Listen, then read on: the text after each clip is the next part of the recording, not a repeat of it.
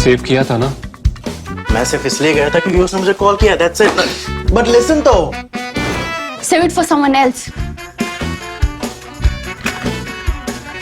जिंदगी में सेव करना जरूरी है, मगर जब बात पैसों की हो, सिर्फ सेविंग से काम नहीं चलेगा। इक्विटी म्यूचुअल फंड्स में इन्वेस्ट कीजिए और अपने सेविंग्स को आगे बढ़ने का मौका दीजिए। Mutual fund investments are subject to market risks. Read all scheme-related documents carefully.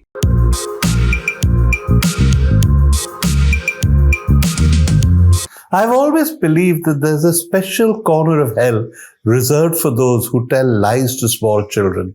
And in that corner is a particularly hot, flaming part reserved for those who poison the minds of children, poison it with communalism and with hatred. I believed this all my life, but I remember the moment when it clicked for me.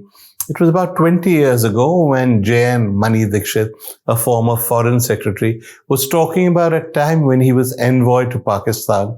He'd been invited to the home of some Pakistanis who were educated, decent, well-meaning, and they were welcoming as Pakistanis often are and warm hosts when their little daughter ran into the room and they said, "Oh, uncle is from India."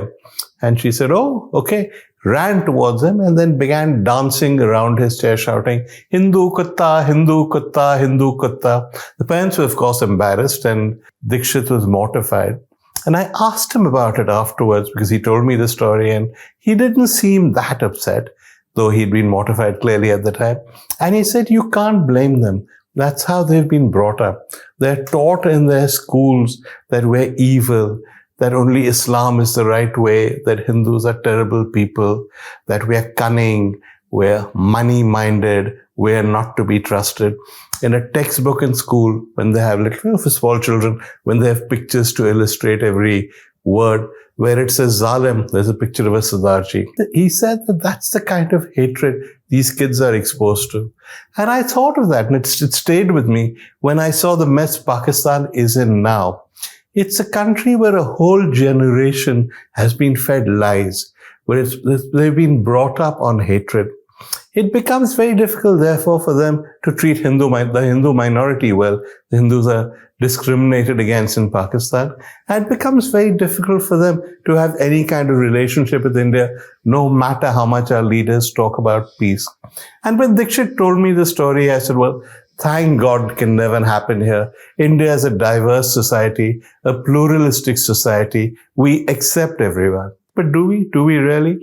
These days, I wake up every morning and I wonder, are we becoming some terrible version of Pakistan?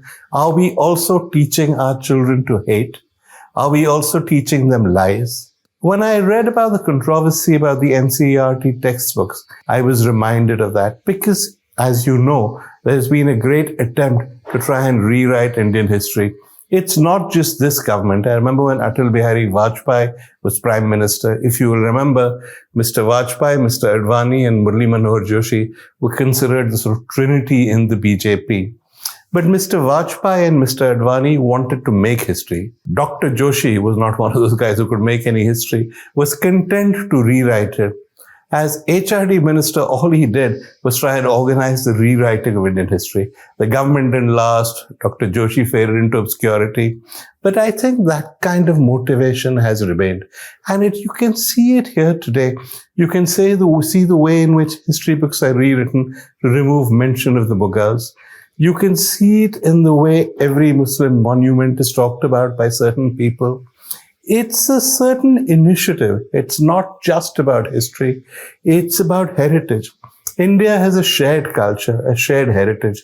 All of us, of all religions, we are Indians. We accept what our heritage is, no matter whether it was built by a Buddhist or a Muslim or even a Christian. All of that is India. Or so I thought, but not now. Now there's an attempt to deny parts of our heritage. In Uttar Pradesh, there's an attempt not to give the Taj Mahal the kind of honor and respect it deserves. Even if you mention Taj Mahal on social media, try it. You'll get people responding and saying it was built through barbarity. The people who built it had their hands cut off. They were blinded. It's a monument built on blood. All kinds of bogus stories. The point is they're not willing to give the Mughals credit for the Taj Mahal. And then there's a second movement, which is people who say it was built at barbarity and all of that, then want to claim it for themselves. When I was a schoolboy, there was a historian in several sets of inverted commas called P.N. Oak. He had written books on Indian history, which all had the same theme, which is that Muslims stole everything that Hindus had done.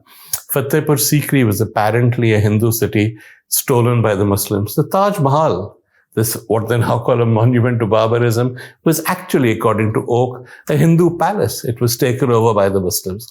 Now, at that stage, we thought these were crackpot ideas. We didn't realize that they would survive into the century. And in this century, they're no longer necessarily seen as crackpot ideas. The lunatic fringe has moved into the mainstream. It's a disturbing and it's a distressing development because it's based on an idea of India which does not exist. The idea of India is, their idea of India is that it's a Hindu Rashtra and has been one forever and forever. The Indus Valley civilization, which is still the subject of discovery, and people are talking about what religion the people had, if any. Jains, for instance, believe that there were Tirthankars there, that it was maybe a Jain civilization. Others say it was a non-religious civilization. But no, according to this belief, according to this theory, they were all Hindus, they were Aryans, they were there all the way through, and they've ruled non-stop since then. If you acknowledge, and they sometimes have to acknowledge, that there was a Mughal empire, that there were Muslim rulers in India, then these Muslims had to be talked about only in terms of the atrocities they committed, the way in which Hindus suffered. They were also, as the phrase goes, barbarians. It's as though no Muslim, no person of any religion other than Hinduism was capable of creating beauty, capable of creating anything that we respect as a heritage, capable of creating any kind of culture. All elements of India that have to do with that period have either to be excised from our textbooks or excised from our minds, or stolen and said they were actually Hindu monuments, they stole them. Now, I am not one of those people who is an absolutist when it comes to history. History changes as we discover more things. Archaeology has changed many things. Until Mohenjo-daro and Harappa were discovered, we did not realize that urbanization in the Indian subcontinent went back so many centuries. So yes, history is forever in change because it depends on what we learn about the past. So if somebody came to me and said that the history we study now is not right, it's too Delhi focused, that there were great kingdoms in the south which don't get the attention they deserve, I wouldn't necessarily disagree. And there are many schools of history. There's, for instance, a subaltern school which looks at history and says, why should it be seen through the eyes of the rulers? Why not through the eyes of the little guys? So similarly, if there was a revivalist school of history that looked at the way in which history has been studied till now and said something different, I would not object. But that's not what we're talking about here. What we're talking about is people who want to deny basic facts, want to deny who the Mughals were. It's not about was Akbar really a great ruler? It's Akbar didn't exist, so how can you even discuss whether he was a great ruler or not? That's the level at which we are conducting this debate. And that's what worries me. Because every time these guys talk about revising history, it's always the same thing. It's always bad Muslim, good Hindu. It's not history. It's not any kind of review of history. It's essentially communal propaganda. And that is what they want to feed our children. Obviously, none of us can be happy about this. At some stage, our children will make up their own minds. But can they really make up their own minds if they're fed this kind of poison right from the beginning? If the truth is hidden from them? If they're not allowed to know who the Mughals were?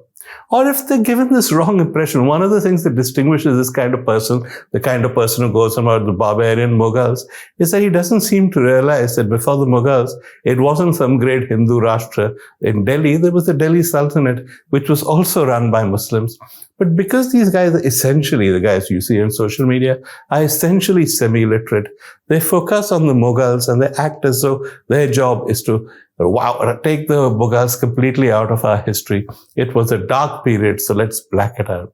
It's, of course, part of a much larger agenda. And that agenda is to other the Muslim community, to make out that Muslims have no real place in India, that when they came, they were invaders, they were people who victimized Hindus, who committed great atrocities. If you do that, they think you can make Hindus proud again, and you can make Muslims seem like outsiders who really have no right to belong here. Now, obviously, this is immoral, it's wrong, etc. But there's a practical consideration. Muslims constitute 14% of our population. Pakistan, a country which has been built on telling lies to children and hatred, can maybe get away with persecuting its Hindu minority. But even then, Pakistan is now a mess. It's a failed state, a country that's falling apart. In India, if you try and follow the same principles, how are you going to function? Can you really run a country where you deny that 14% of your population is as fully Indian as Hindus are? Are they going to just take this lying down? Are you going to tell them that they have no stake in India, which is effectively what you're doing? And if you are going to tell them that they have no stake in India, aren't you ultimately going to cause some kind of civil war? I often wonder about people who use this kind of primitive communal attitude to history, to art, to culture. Do you guys realize that India works even though we are so many different people with different languages, different cultures, different religions? It works because diversity is enshrined in the very creation of India. Take away that diversity and you threaten the foundations of India. But it's not a question any of them answer, nor do their political masters. And that's why I wake up in the mornings and say, I used to think this could never happen here. It was just Pakistan. But hey, it's happening. Believe it.